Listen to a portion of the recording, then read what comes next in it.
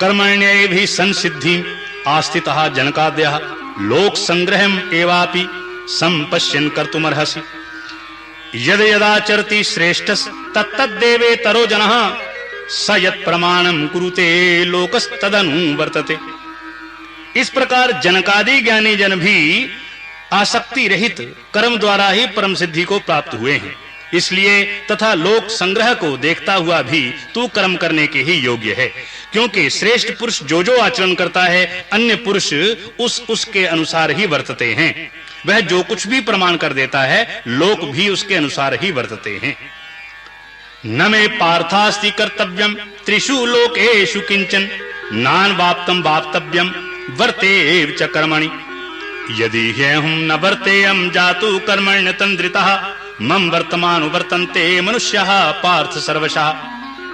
इसलिए हे अर्जुन, यद्यपि मुझे तीनों लोकों में कुछ भी कर्तव्य नहीं है तथा किंचित भी प्राप्त होने योग्य वस्तु अप्राप्त नहीं है, तो भी मैं कर्म में ही वर्तता हूं। क्योंकि यदि मैं सावधान हुआ कदाचित कर्म में न बरतूं तो हे अर्जुन, सब प्रकार से मनुष्य मेरे वर्ताव के अनुसार बरतने लग जाएं, अर्थात करने लग जाएं। उत्सीदे युर्मे लोका न कुर्यान कर्म चेदहम संकृष्य च कर्ता श्याम उपहन्यामिमां प्रजा। तथा यदि मैं कर्म न करूं तो यह सब लोग भ्रष्ट हो जाएं और मैं वर्ण संकर का करने वाला हूं तथा इस सारी प्रजा को हनन करूं, अर्थात मारने वाला बनूं। सक्तः कर्मण्य विद्वांसो यथा कुर्वन्ति भारत कुर्याद विद्वांस तथा सक्त चिकीर्षुर लोक संग्रहम न बुद्धि भेदम जनयेद अज्ञानम कर्म संगीनाम जोशियेत सर्व कर्माणि विद्वान युक्ता समाचरण। इसलिए हे भारत, कर्म में आसक्त हुए अज्ञानी जन जैसे कर्म करते हैं वैसे ही अनासक्त हुआ विद्वान भी लोक शिक्षा को चाहता हुआ कर्म करे। तथा ज्ञानी पुरुष को चाहिए कि कर्मों में आसक्ति वाले अज्ञानियों की बुद्धि में भ्रम अर्थात कर्मों में अश्रद्धा उत्पन्न न करे, किंतु स्वयं परमात्मा के स्वरूप में स्थित हुआ और सब कर्मों को अच्छी प्रकार करता हुआ उनसे भी वैसे ही करावे। प्रकृते क्रियामाणानि गुणैः कर्माणि सर्वशः अहंकार विमूढ़ात्मा कर्ताहमिति मन्यते तत्त्ववित्तु महाबाहो गुण कर्म विभागयोः गुणा गुणेषु वर्तन्त इति मत्वा न सज्जते।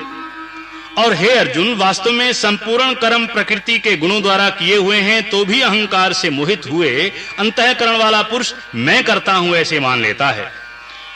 परंतु हे महाबाहो, गुण विभाग और कर्म विभाग के तत्व को जानने वाला ज्ञानी पुरुष संपूर्ण गुण गुणों में वर्तते हैं ऐसे मानकर नहीं आसक्त होता है।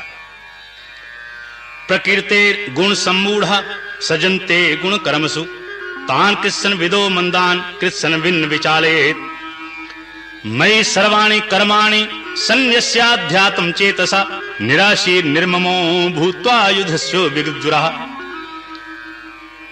और प्रकृति के गुणों से मोहित हुए पुरुष गुण और कर्मों में आसक्त होते हैं। उन अच्छी प्रकार न समझने वाले मूर्खों को अच्छी प्रकार जानने वाला ज्ञानी पुरुष चलायमान न करे।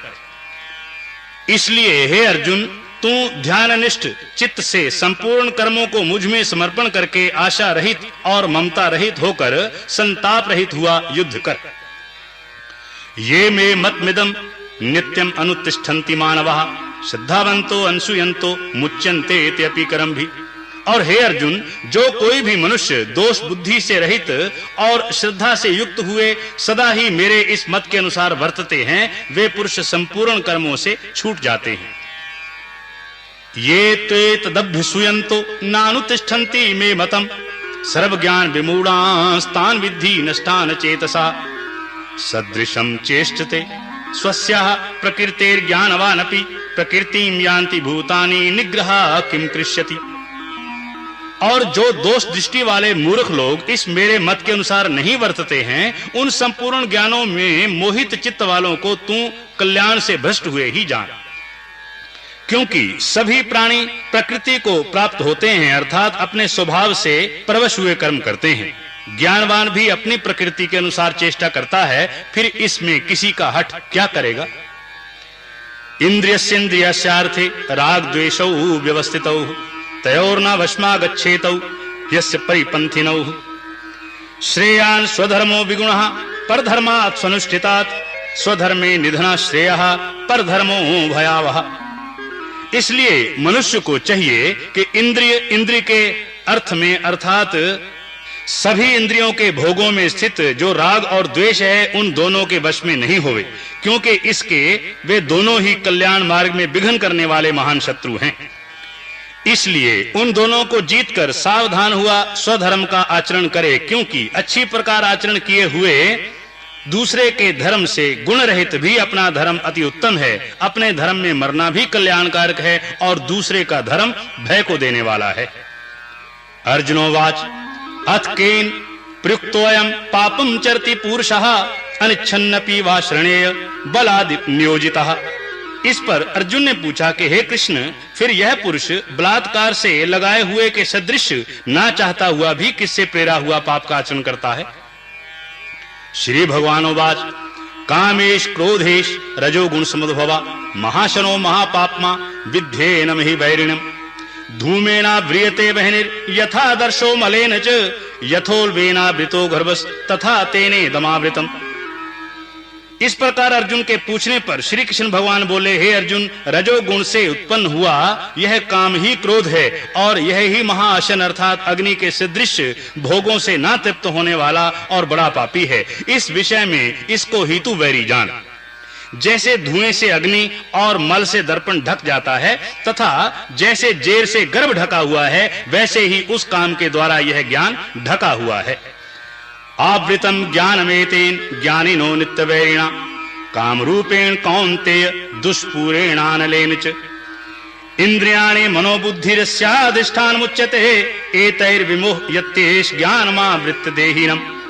और हे अर्जुन, इस अग्नि सदृश न पूर्ण होने वाले काम रूप ज्ञानियों के नित्य वैरी से ज्ञान ढका हुआ है तथा इंद्रियां, मन और बुद्धि इसके वासस्थान कहे जाते हैं और यह काम इन मन, बुद्धि और इंद्रियों के द्वारा ही ज्ञान को आच्छादित करके इस जीवात्मा को मोहित करता है।